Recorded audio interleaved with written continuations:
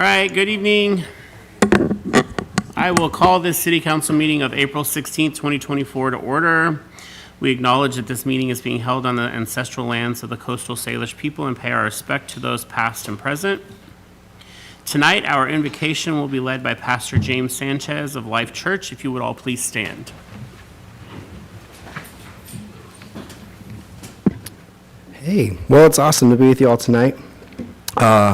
Just sitting in this room, there's a lot of joy in this room. And so, God, we thank you that we get to do what we do in this city, and we get to do it with a joyful attitude. And just think of the word that says, count it all joy. Whether it's goods, bads, highs, lows, we count it all joy. So, Lord, I pray that this attitude of joy in this building continues and seeps out into the streets. And, Lord, I pray that as these leaders make decisions, that the vision is made plain so that we may run with it.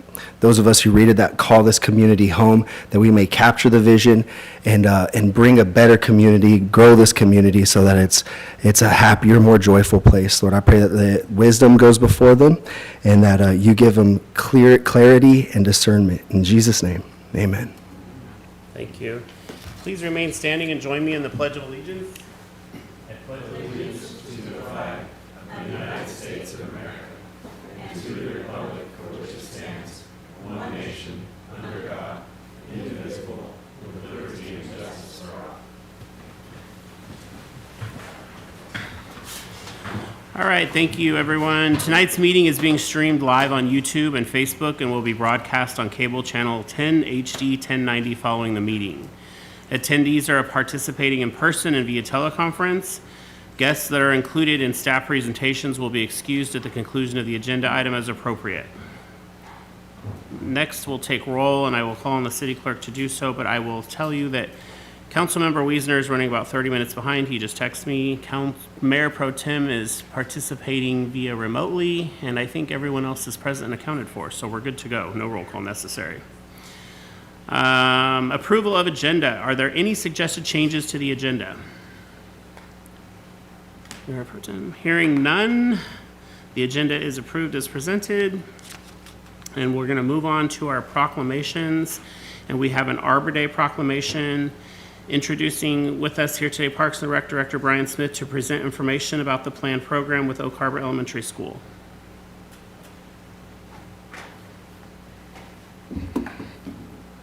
Thank you, Mayor and Council. Good evening.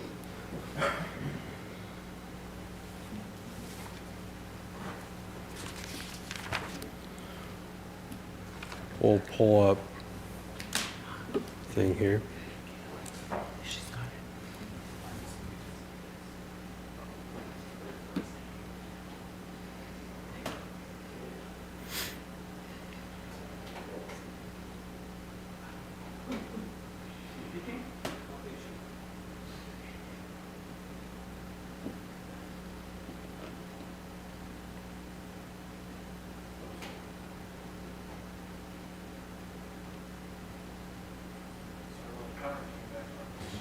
No worries. We're having some technical difficulties as a result of the power outage. Just bear with us for a couple of minutes.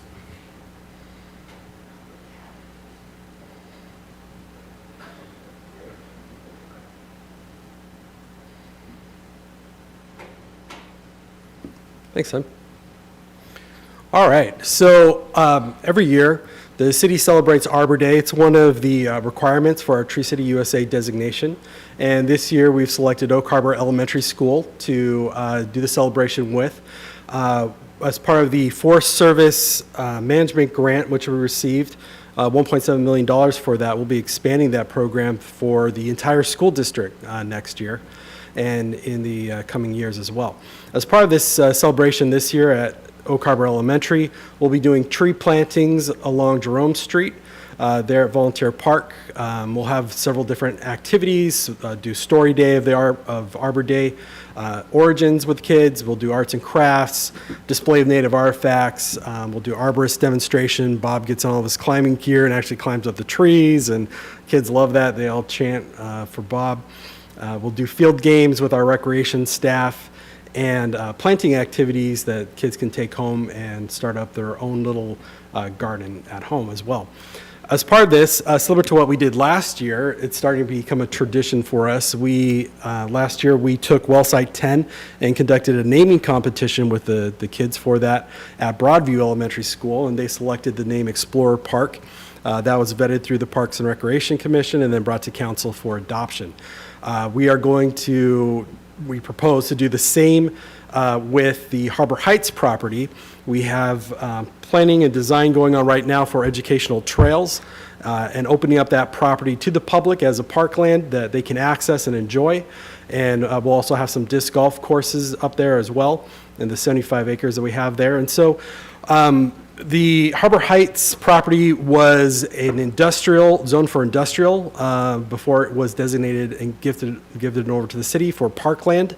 It was known or identified as the Harbor Heights property before that time, and it just kind of came along with it, but the city has never done an official designation of that property for parkland. So we're going to conduct a competition with the kids at Oak Harbor Elementary School to name that property and with a name that's appropriate for that site, and we'll follow the city's policies on naming of recreational facilities and vet that through the Parks and Recreation Commission. Again, they'll look at those nominations.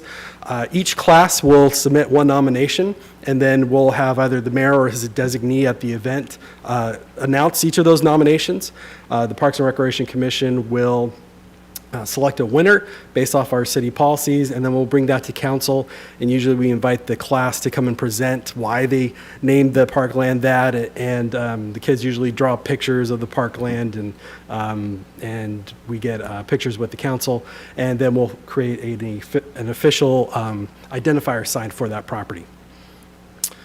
And this is just a few of the pictures of last year's celebration at Broadview Elementary School. We had participation from several different organizations around the community, as well as council members and a lot of our commissioners.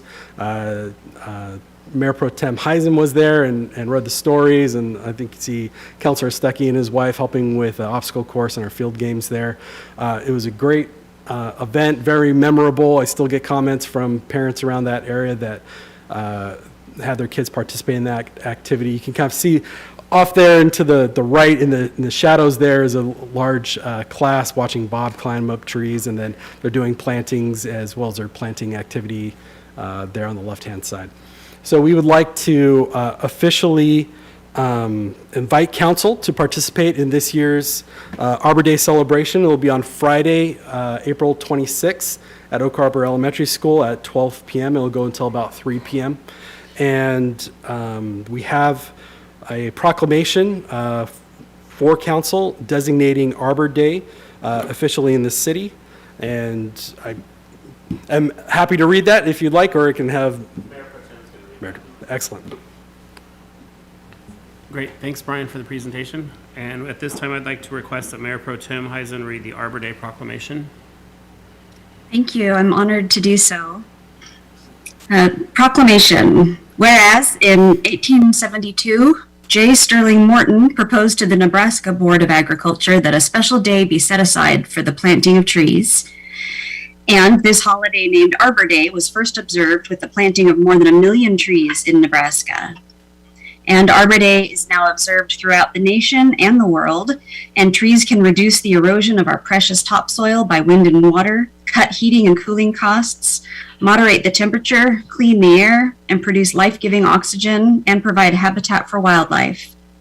And trees are a renewable resource, giving us paper, wood for our homes, fuel for our fires, and beautify our community. And trees in our city increase property values, enhance the economic vitality of business areas, and beautify our community. And trees, wherever they are planted, are a source of joy and spiritual renewal. Now, therefore, we, Mayor Ronnie Wright, and the council members of the city of Oak Harbor do hereby proclaim April 26th, 2024 as Arbor Day in the city of Oak Harbor. And we urge all citizens to celebrate Arbor Day and to support efforts to protect our trees and woodlands. And further, we urge all citizens to plant trees to gladden the heart and promote the well-being of this and future generations. Signed, the 16th day of April, 2024, Ronnie Wright, Mayor. Thank you, Mayor Pro Tem. Next, we're going to move on to honors and recognitions. Tree City USA recognition. We are honored to once again be named a Tree City USA here in the USA. And introducing again our Parks Director, Mr. Brian Smith, to talk about that.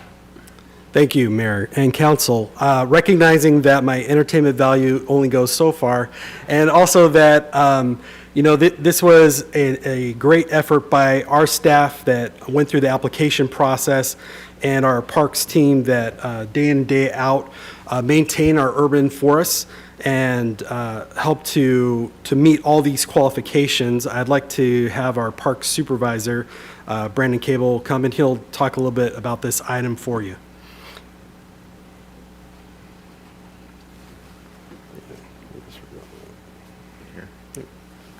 Okay.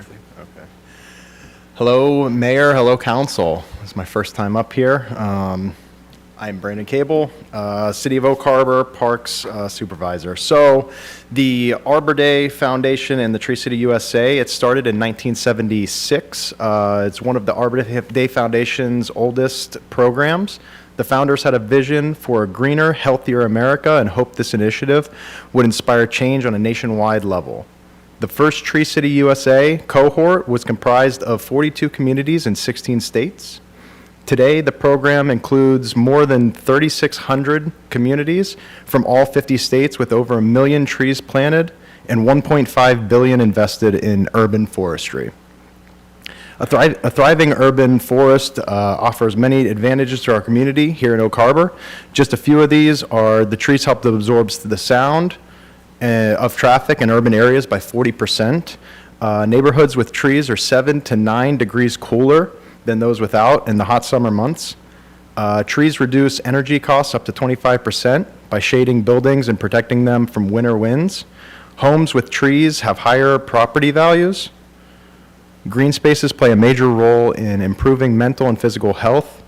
Planting and maintaining trees absorb carbon dioxide in the atmosphere, mitigating the effects of climate change.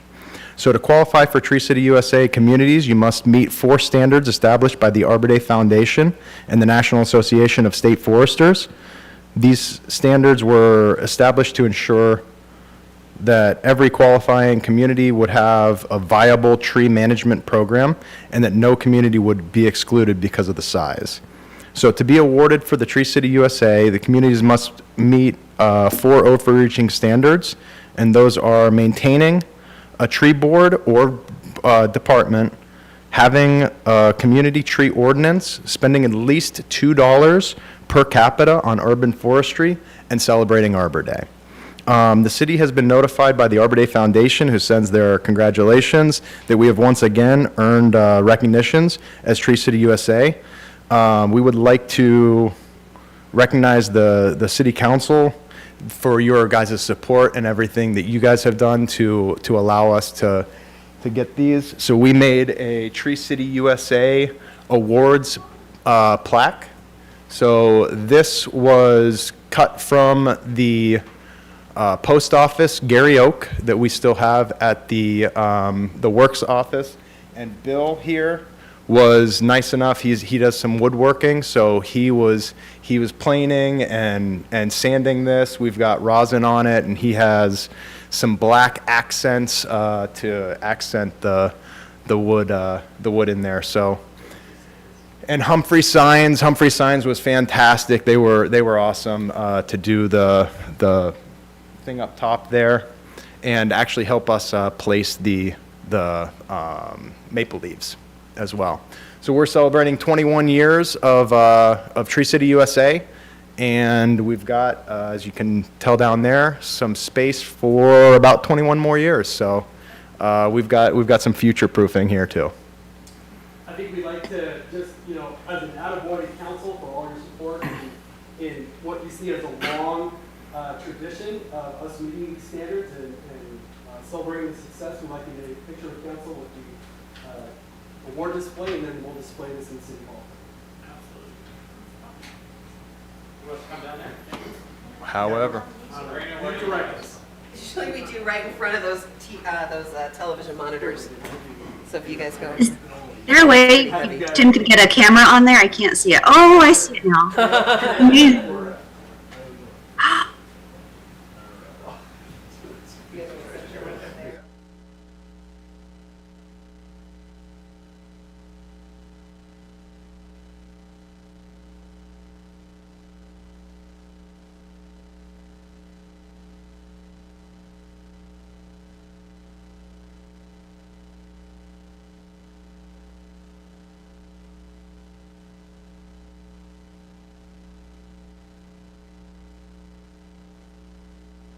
you, Tara. We'll Photoshop you over me later.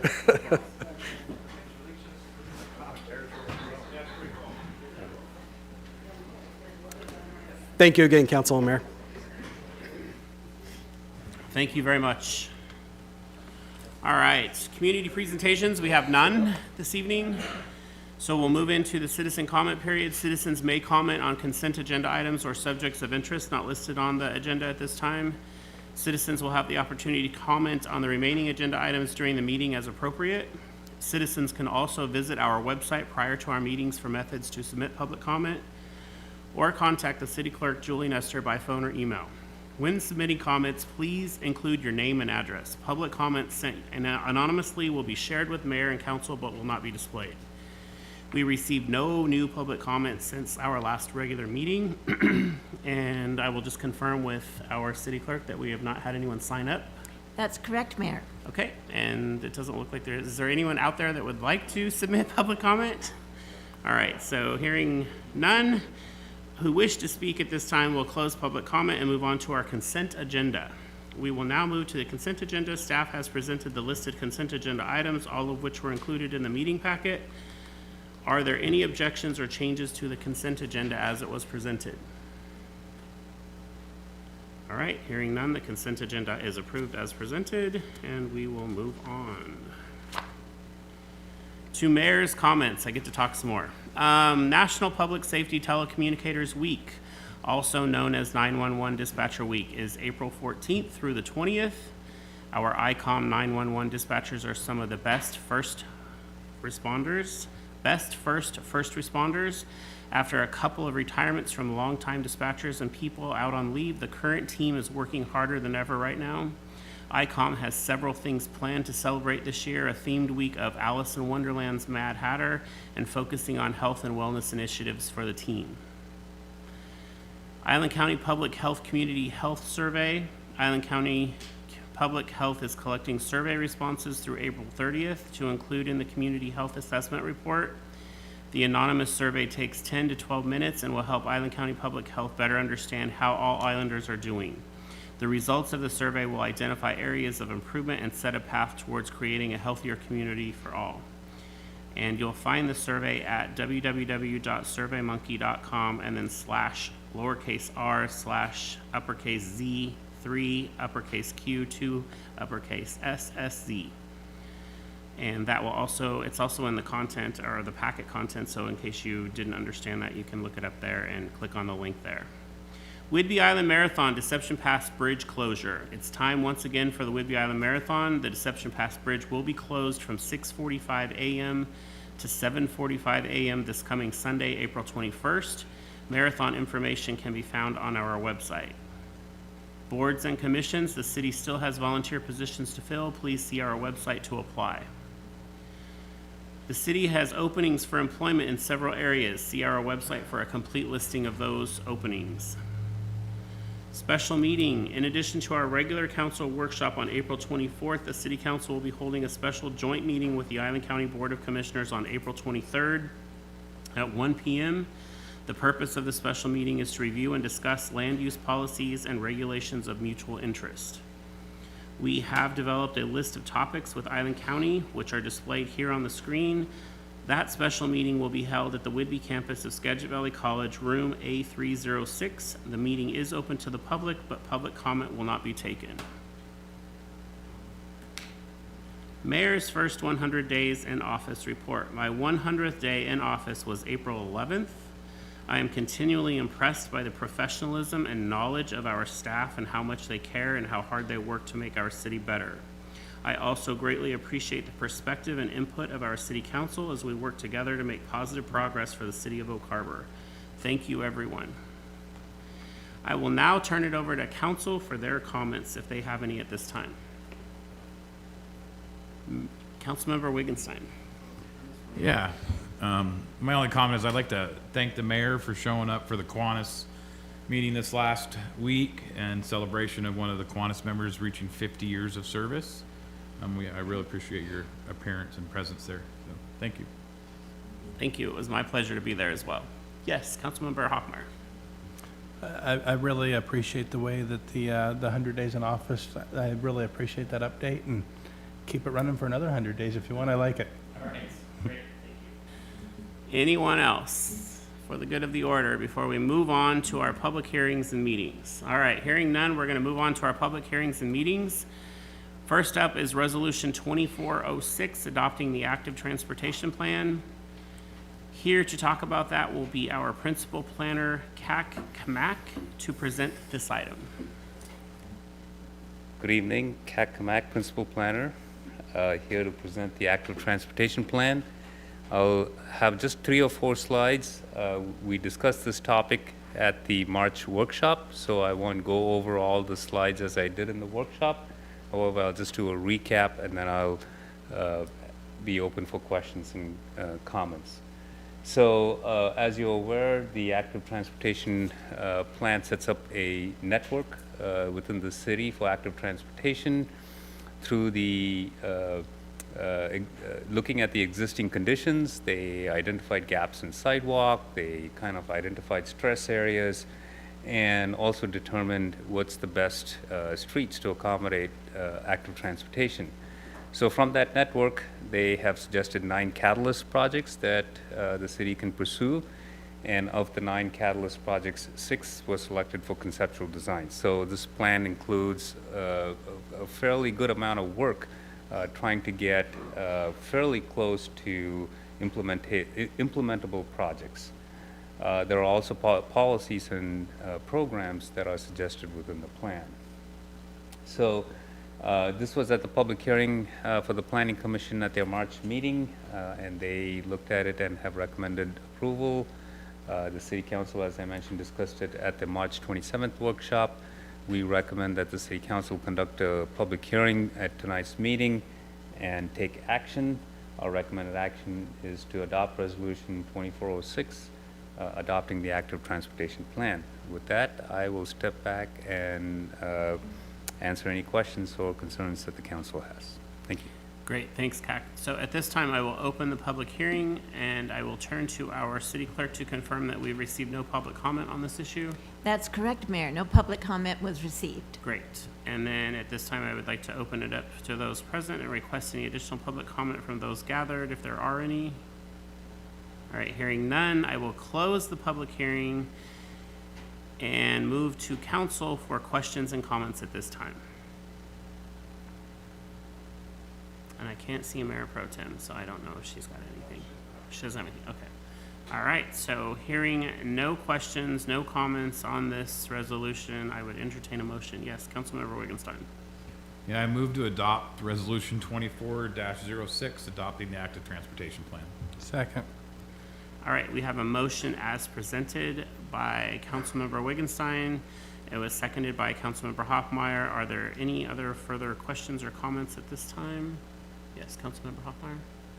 The only comment I had, similar to the comment in the workshop, you know, the section of Pioneer in front of Ace Hardware, when we get to that with regards to the waterfront trail and all that, let's not, hopefully we can remember that one. That's it. But other than that, I love it. Great, thank you. Any other questions or comments? Okay, so we have a motion as presented. I will now call for a vote. All in favor, raise your right hand. Okay, that passes unanimously. Great, thanks, Mayor Pro Tem, we got you. All right, so moving on to next ordinance number 1994. That's the 2023 Comprehensive Plan Amendments, 2024 to 2029 Capital Improvements Plan. In order to provide the council with more opportunities to discuss the capital improvements plan and the comprehensive plan, staff has requested that we open this public hearing, take any citizen comments, and then continue the public hearing to our May 7th council meeting. All right, so staff will provide a review of the information that was included in tonight's meeting packet at the April 24th council workshop. So at this time, I will open the public hearing and verify with our city clerk that we received no public comment on this issue. That's correct, Mayor. No comments have been received. Okay. And is there anyone here with us this afternoon that has a comment on this issue? All right, hearing none, I will now, okay, that's it. So, hearing no comments, we will continue the public hearing to May 7th. At that time, we will pick this back up for action at that time. All right, so now we're going to move on to ordinances and resolutions. Yeah. Resolution 2413, ratifying Island County's countywide planning policies. And here to talk about that again is our principal planner, Kak Kamak. Good evening, Mayor, Council. Again, I have a short presentation. This is an item that was discussed again at the March workshop, so I will provide a brief cap and then open it up for questions and comments. Oh, there we go. Okay. So the countywide planning policies, formerly known as CWPP or CPP, they both refer to the same thing, is a document that basically the city and the county approves or adopts in order to have consistency with our comprehensive planning process. We've had countywide planning policies since the early 1990s, and we've made several amendments to them. And with our comp plan update that's coming due in June 2025, we have worked with the county and updated the countywide planning policies to reflect more of the recent requirements that the state has for us. So we have been talking about this with the City Council and the Planning Commission over the last year, and also came to several workshops. There have been already some decisions that the council has made regarding this. That is the population. We ratified the Island County's population, medium population projection for 20 years. That's part of that consistency. This is also a step in that process where we ratify Island County's action on the countywide planning policy, saying we're all in agreement about the process of how we're going to go about updating our comp plans. I just want to have I have a brief summary on the slide about what is covered in the planning policies and the amendments. Basically, we looked at all the terminologies for consistency. We looked at growth-related modifications, made some adjustments. We wanted to make sure that we encourage growth in urban areas and discourage them in rural areas. And we also adopted a philosophy of learn on the move, because this is something that is challenging. We don't have solutions right away. This is a 20-year plan where we plan in 10-year sections. So we learn as we go and we make modifications. So the changes are provided in your packet. As I mentioned, Island County has already adopted them on March 26th, and we're just ratifying it. And part of this countywide planning policy, one of the most important documents or amendments that have been added is the housing allocation that the state has provided. And the important number here to think about is the 5,000 or so units that Oak Harbor should plan for over the next 20 years.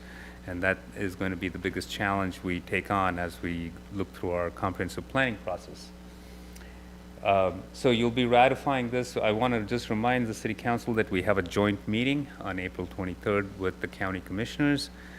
The countywide planning policies are somewhat the basis and the foundation and the understanding for some of those talking points we'll have at that meeting, because it's all about UGAs, growth, and comp plan amendments. So this is very timely in the sense that we're ratifying it, and then we're following up with the joint meeting so that we can continue our work and work together with the county in achieving common goals. So the recommendation, just a quick slide. This is the table that is in the countywide planning policies that provides the housing allocation for all jurisdictions in Island County: Cookeville, Langley, Oak Harbor, and unincorporated Island County. So this is what we'll be trying to follow, and this is the kind of goal we'll be trying to meet as we move forward. So the Planning Commission looked at these countywide planning policies at their March meeting, and they have recommended approval to the City Council. Our recommended action tonight for the Council is to adopt the Resolution 2413 ratifying the countywide planning policies, and I'm happy to answer questions, comments, or concerns that you may have. Great, thanks, Kak. At this time, I will confirm with our city clerk that we received no public comment on this issue. That's correct, Mayor. No public comment was received. All right, and then at this time, I would ask if anyone is here with us present this afternoon, if they have any public comment on this issue. Hearing none, we will close the public comments period, and we will turn it over to council for questions and comments at this time. Yes, Councilmember Stuckey. So I understand that these are goals, right? 55,000 or 5,533. It's a goal. We don't hit that goal, nothing happens, right? There's no penalizing. I mean, it's kind of out of our control. We can just create the environment. We can't build the homes. Yes. At the same time, this does ask for Oak Harbor to take 63.47% of all homes for the entire county. This includes Camano as well, does it not? Yes.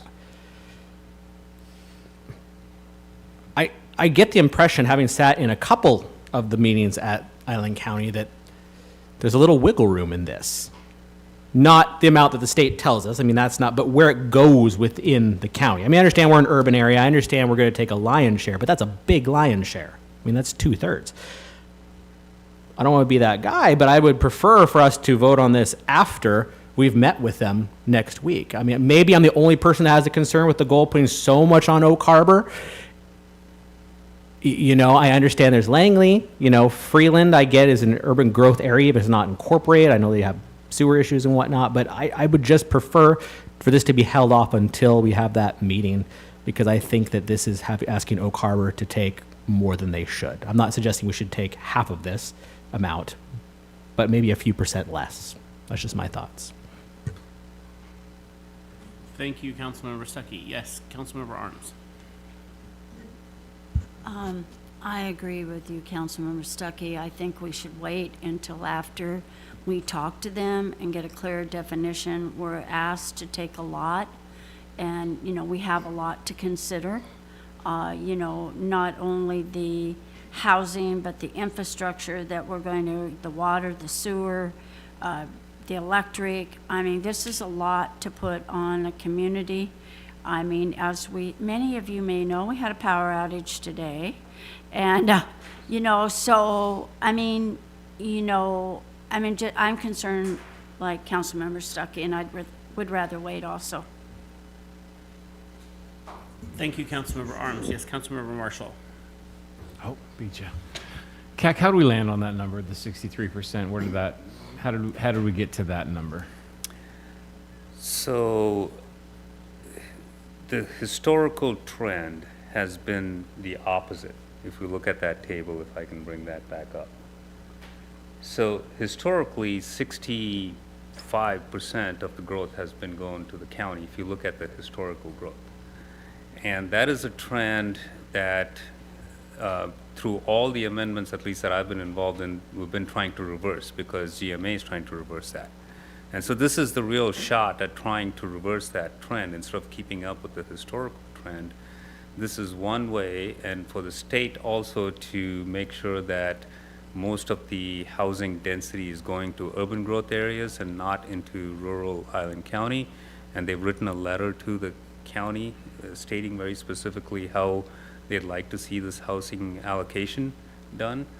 So the state is looking for these housing allocations to mainly be in the UGAs, especially the low income, 0 to 80 AMI, to be in the UGA. Now, there's a certain number of 0 to 80 in Island County, and that's very specific that the commissioners wanted some low-income housing to be in the county and didn't want it to be in the city, whereas the state is saying all of it should be in the city. So Island County is unique in a way that we're getting a lot of population, but we have very few jurisdictions. Like other counties have many jurisdictions through which they can allocate their housing allocation and density population. In Island County, Oak Harbor is the only jurisdiction that has the services to take on that the growth. You know, if you look at the numbers for Coopville and Langley, and if you look at the existing housing stock and the amount of housing they are required to plan for, you can see they're almost at 50%, just similar to Oak Harbor is at 50%, but they don't have as much of the services that Oak Harbor has. And so a lot of these factors were considered in terms of assigning these percentages, and Oak Harbor taking the lion's share, because I think Oak Harbor is the only jurisdiction that has the capability to take on the growth on the island. So that's what this tool recommends. In terms of the timely decision, the Island County Commissioners did have a meeting last week, I think, regarding the joint meeting. I got a chance to listen to it on audio, and they were talking about wanting to have this joint meeting only if Oak Harbor ratifies the CPP, because a lot of the discussion on this joint meeting is about the future comp planning process. And so by not, so we could be kind of disrupting the schedule if we don't look at it in a timely fashion to continue on this process. If we had concerns on the 5,000 units, hopefully we would have tackled it earlier as we were discussing it. But again, it's the council's choice, of course, but it just seems like we're a little late in the game to look at delaying these decisions, because a lot of it is based on timing. We are already behind, I think, even if we go with this timing and start our comp plan process, land capacity analysis, look at UJ boundary expansions, and we have to do it all within a year. These amendments, just to do the planning policies, took about 6 to 8 months. And we have a lot more issues that we have to work with the county on. And we'll have a lot of actions that we need to jointly look at. And so my recommendations would be to urge you to take action tonight, because I've heard them specifically say they want to meet with us only if it's ratified, because then they can kind of work on the existing policies to move things further. So that's kind of if I didn't listen to the conversation, I wouldn't know that, but I had a chance to listen to their meeting conversation, and that's one of the things that they specified at their meeting. And I appreciate you mentioning that, because that's kind of where I'm thinking is we have to approve this, and these are projected numbers. These aren't hard and fast numbers that we have to do, but it's going to further the next set of conversations that we have to have with the county, and without having kind of a plan in place, we really are not having firm conversations, and we're still talking in general terms, as opposed to, okay, well, we have a plan now that we've approved. Now we need to start taking next steps towards implementing that plan, and how do we make that happen with buildable land analysis and potentially expanding the UGA and those measures. So, I appreciate fellow council members' concerns, but I would be in favor of moving this forward today. So, Thank you, Councilmember Marshall. Councilmember Hoffmeyer. Yeah, I know there is I was going to call it a misconception, maybe it isn't. I know that there's some belief within the county that we are indecisive and can't get out of our own way. I like to try to remind our commissioners that was past council. I too, and ready to support it, obviously. I think we ran it through probably 2 workshops thus far, and I don't think we gave you any inkling that we weren't going to support it. It's obvious that 6,347 units will not fit in Oak Harbor's 2024 city limits. However, that many units can fit within what our city limits may be in 20 years. And yes, this needs ratified, and for the first time in a couple decades, the county does need to make a more earnest effort in helping us expand the I guess, to expand our city limits, if you will, within the UGA, and the JPA might need looked at as well. But I think our 3 commissioners that we have over there are very honest brokers, and I think everybody here within this building is going to be so as well. So for those reasons, I support it. It's unimaginable for that many units to fit within what Oak Harbor currently is. I think we all know that. And in 20 years, we'll look back and see how close we were or weren't possibly. But I do support this tonight, and I don't see any real strategical advantage in delaying. So thank you. Thank you, Councilmember Hoffmeyer. Mayor Pro Tem has her hand raised, Mayor. Thank you. Mayor Pro Tem?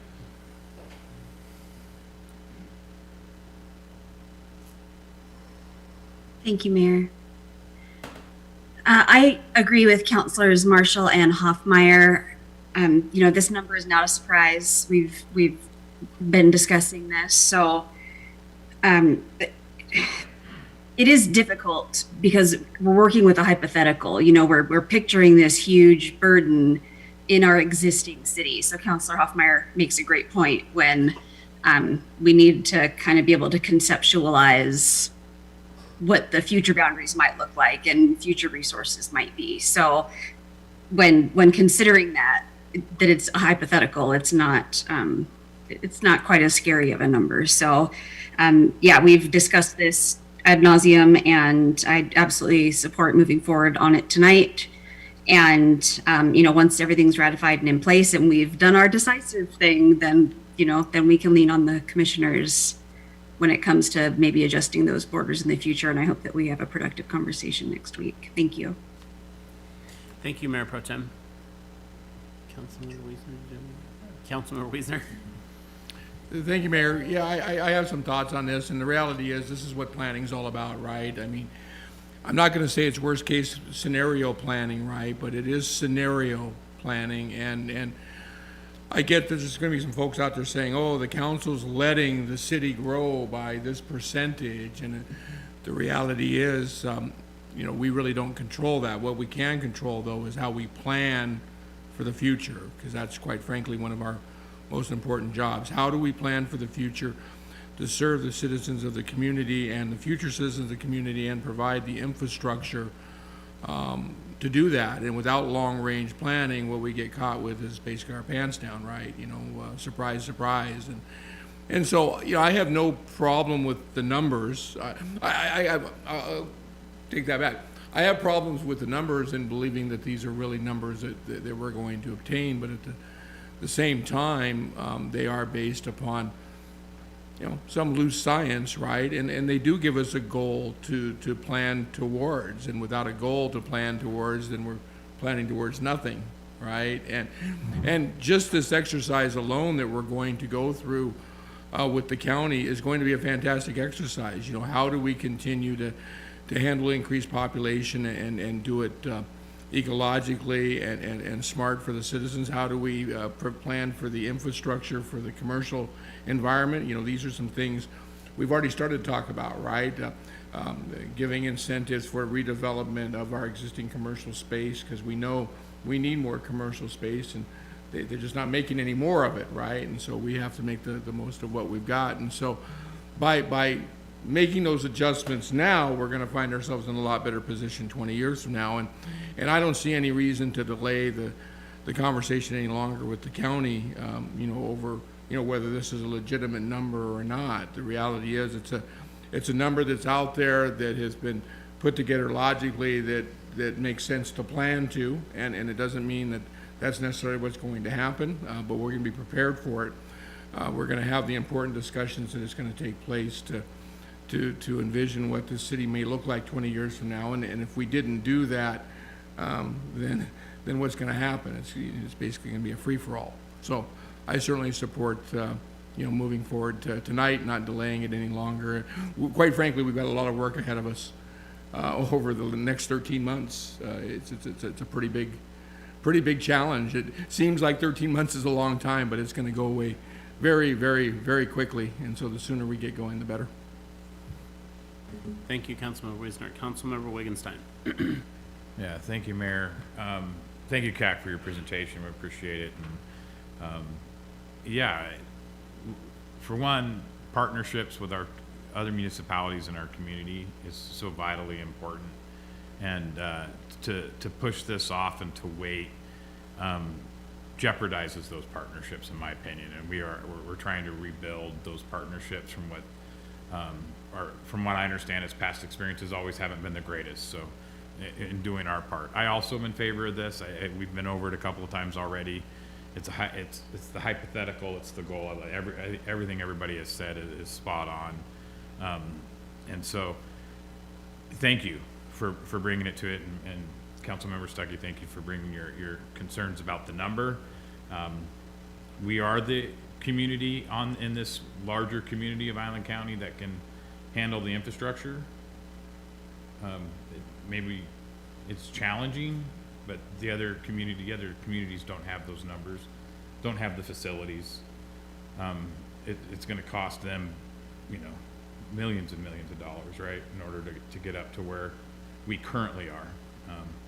More residents means maybe lower utility bills, I don't know, maybe it goes up, I don't know. We'll see how it works out in the long run. It's already high, right? So, with that, if there's no other comments, I'll make a motion. I move that we adopt resolution 24-13 ratifying the countywide planning policies. Second. All right, we have a motion as presented by Councilmember Wittgenstein. Oh, I'm sorry. Well, that's okay. We have a second by Councilmember Marshall. Are there any other questions or comments at this time? Yes, Councilmember Stuckey.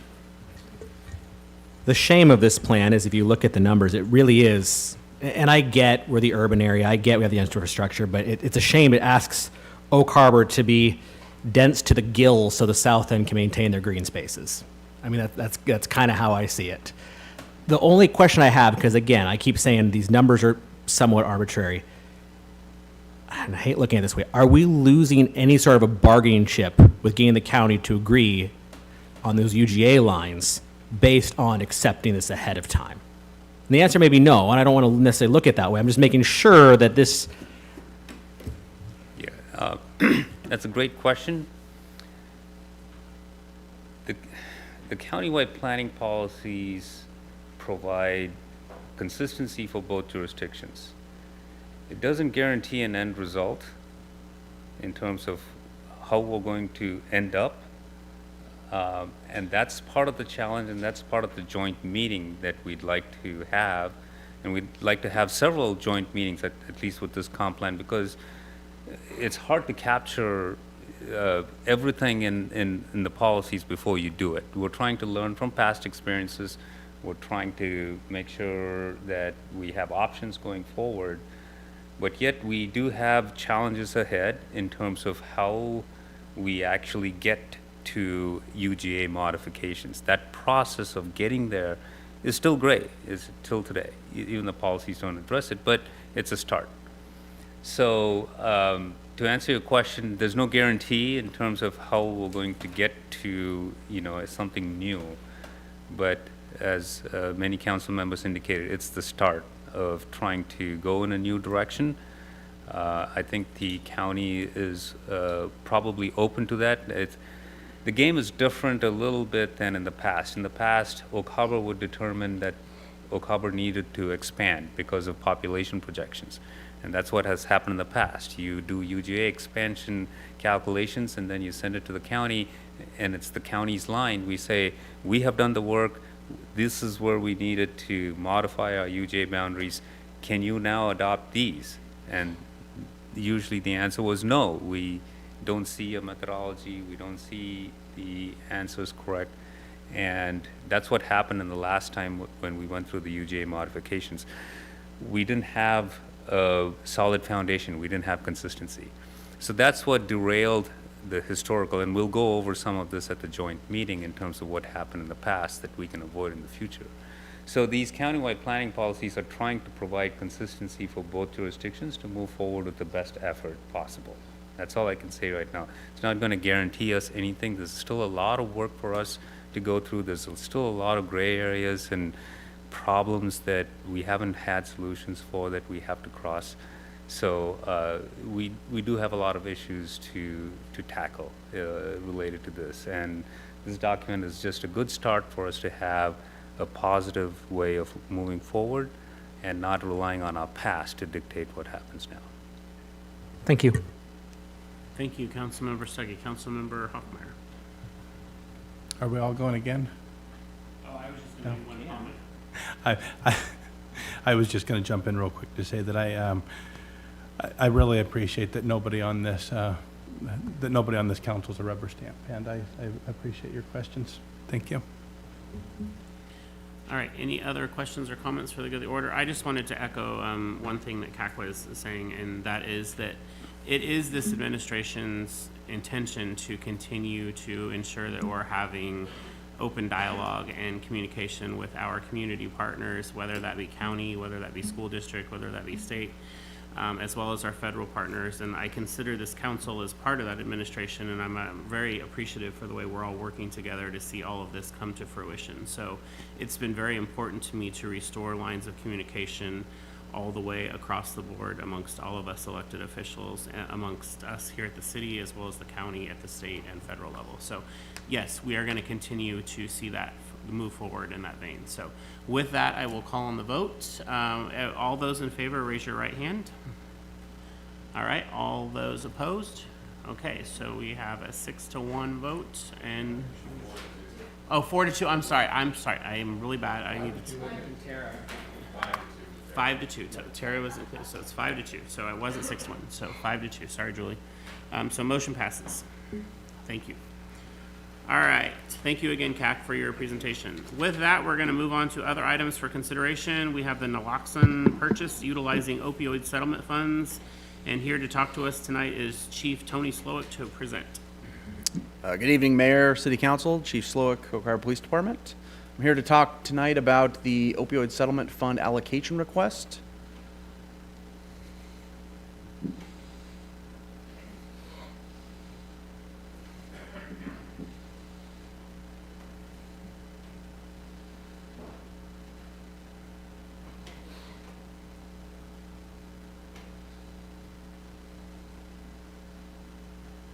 Good. Okay.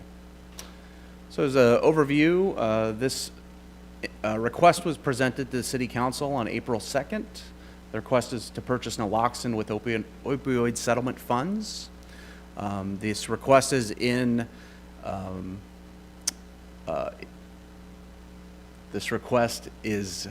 line with our funds review and approval process that was approved by City Council. This is the last part of the request where City Council can approve and we can have any community input. Currently, there is $30,058.64 in our opioid future allocation fund.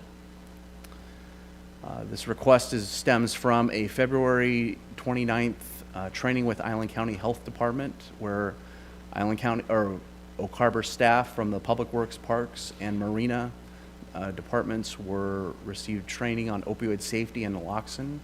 And from that training, city staff identified the need to outfit city fleet first aid kits with naloxone. The request is for $5,500 to purchase 100 boxes of naloxone from an approved opioid or approved vendor that sells the product. And the recommended action is on the screen, and I'm available for any questions. Great, thanks, Chief. So at this time, I will look to our city clerk, Julie Nestor, to confirm we received no public comment on this issue. That's correct, Mayor. No comments were received. All right, and since we have no public here, I'm not even going to ask if we have any from those present, so I will then move right on to call upon council for their questions or comments. Councilmember Hoffmeyer. Yeah, real quick, I support this, I guess, from two angles. You know, first, life matters, I think, regardless of the size of the roof over someone's head, first of all. Second of all, you know, this could save an innocent kid out there that just gets into this crap somehow. So, for that reason, I wholly support it, obviously. So thank you. Thank you, Councilmember Hoffmeyer. Yes, Councilmember Wiesner. Thank you, Mayor. Chief, what is the history of use of this in town? I mean, how many times have we? Are you talking about using naloxone in town? Mm-hmm. So since the first of the year, the Oak Harbor Police Department ourselves, I believe we've deployed 8 different events. Some events require 6 doses of naloxone up to, depending on the quantity of fentanyl that's being consumed. And typically it's fentanyl is the opioid that's, that the So we don't really have a concern with purchasing 100 units that they'll expire or anything. I guess that's where I'm getting at, right? I mean, No. There's an expiration date on all There is medical, right? there is an expiration date, and then the health department has said we can go 2 years beyond the expiration date. We do believe that we'll be able to cycle all the naloxone through the different departments that maybe consume it quicker, meaning police and fire departments, and then replace that with newer boxes throughout the year. Yeah, well, I have a lot of thoughts on this, and I won't go into a lot of them, but kudos to your officers, right? I know some of them have, been in a position to bring back, per se, individuals multiple times, and I know there's been times, comments I've had with the officers where those people come up fighting, right? And they're not happy about the fact that their life has just been saved, and for your officers to be able to go out there and enter those situations and do so in a professional manner and keep their wits about them and always do the right thing, even though sometimes you wonder if it's the right thing, right? I want to hand it to them. I know it's not a easy thing, right, to deal with. It's one of those PTSD things that comes back to fight you both from both sides, both the saving of the life as well as the loss of the life, and for them to go out there and every day put their lives on the line and then step up, to save somebody else's life and sometimes do it repeatedly, and then have them not be happy about it. It's a real testament to their fortitude, and so I just wanted to get that out there. Thank you. Thank you. Thank you, Councilmember Weisner. Anyone else on this? Yes, Councilmember Wittgenstein. Yeah, I'm in favor of anything we can do to help save lives in our community, and making sure all of our staff, including officers and city workers that are out and about, that are going to be, they can actually act a little bit quicker if they have it in their first aid kits versus having to dial 911 and or calling you personally or whatnot to get somebody down there to apply this stuff. So, yeah, I mean, like you mentioned in the workshop, I think you said that for a while there it was being supplied for us, and now we're in a position where we're going to have to kind of foot the bill a little bit, and That's correct. It's a wise choice to be able to do so. So, thank you. Thank you, Councilmember Wittgenstein. Anything else for the good of the order? Yes, I would entertain a motion. I guess I'm going to do them all tonight. I got to pull it back up here. I motion to approve the allocation of $5,500 for the Opioid Future Allocation Fund for the purchase of naloxone for city first aid kits. Second. We have a motion as presented by Councilmember Wittgenstein, seconded by Councilmember Marshall. I would now ask if there are any further comments, questions, or discussion on this matter before I call for a vote. Hearing none, all in favor, raise your right hand. Passes unanimously. I counted correctly this time. Thank you very much. Thank you. All right, we have no reports and discussion items, so we have no executive session, so there being no further business, is there a motion to adjourn? So moved. All right, we have a motion and second. Thank you very much. We're adjourned.